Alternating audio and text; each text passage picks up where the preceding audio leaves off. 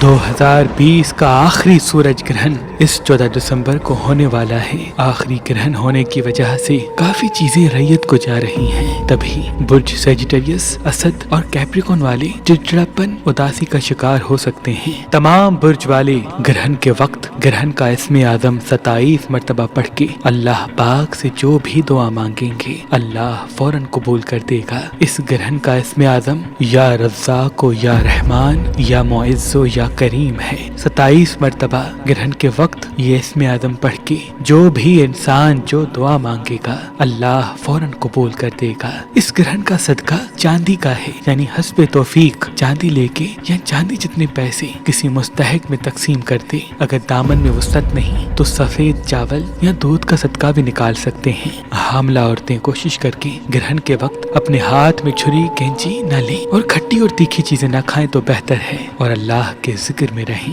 بے شک سورج گرہن اور چاند گرہن اللہ کی نشانیوں میں سے ایک نشانی ہے۔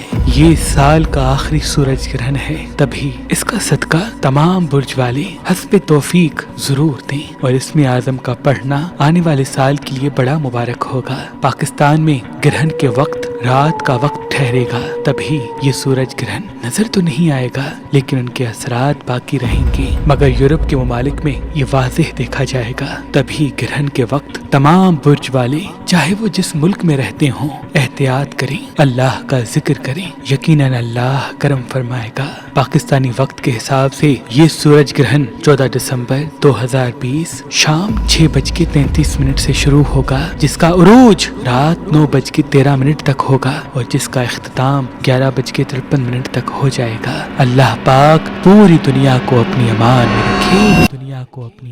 رکھے،